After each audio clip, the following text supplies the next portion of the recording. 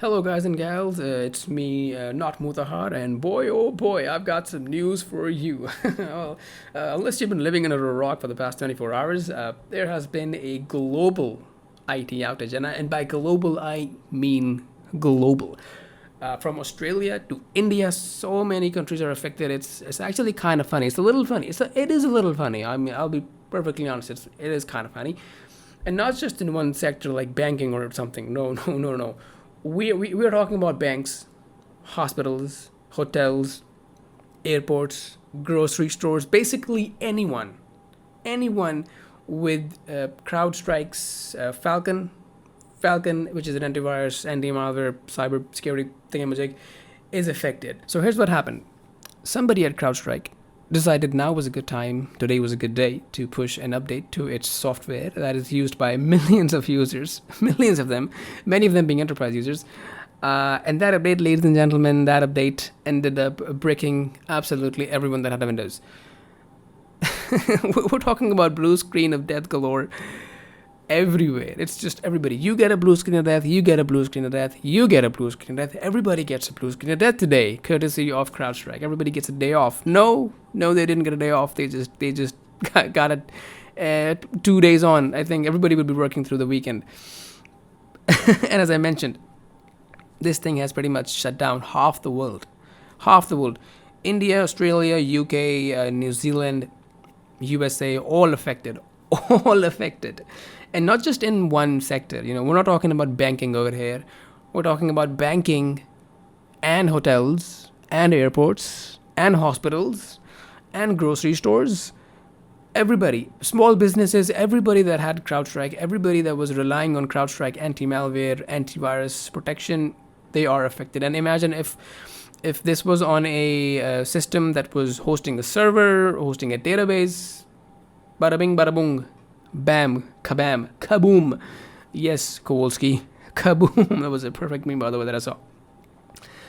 Now, one thing that I will make it clear that everybody was saying this is a Microsoft issue. I know a lot of people are saying this is a Microsoft issue. Some people in the Pakistani media are saying that this is a Microsoft issue. It's not a Microsoft issue. This is related to CrowdStrike. CrowdStrike is a third-party company that makes its own software that is installed on these Windows that ended up breaking Windows. I mean, you may say, but not Muda. Windows should have redundancies and it should not be breaking because of third-party software, which you are right about that. I do agree. You are correct. But what I heard is that this software had kernel level access to Windows, which is pretty bad if it is going to crash. That is why the BSOD occurred. Now, look, man, this is a little bit above my pay grade. All right, my pay grade is like at the level of web developer. I do not go into Windows desktop developer. Okay, so I don't know how. I don't know the intricacies of this. Whether it was needed, not needed, I can't say for sure. I can't lie. I can't lie. This is way above me. Now, ladies and gentlemen, it really does goes to show that the world is very, very fragile. The world is, especially when it comes to software, we are relying on software so damn much, and softwares are so fragile that they can be broken with a single update. You don't even have to worry about hacking. Forget about hacking. Somebody working for the company could just push a bad update, and boom, now you're just sitting. You're unable to do anything until they fix it. So you have all of these systems. You have users waiting in line, waiting for their tickets, waiting for their boarding passes, waiting for their hotel passes, waiting for their ATM cards to work.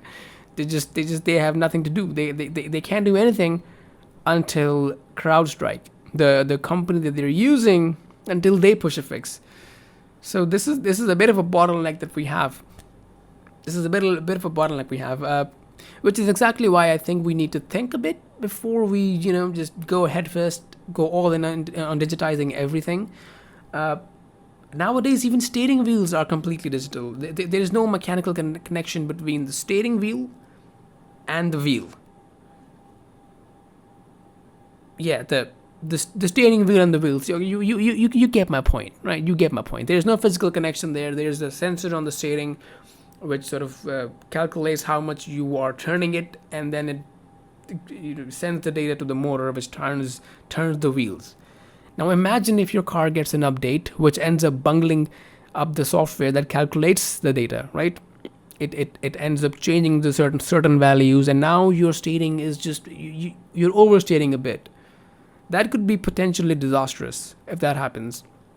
And I know that these modern cars are getting updates. I know Teslas get updates. Are you kidding me? Your car is updating? What the? That is wild to me.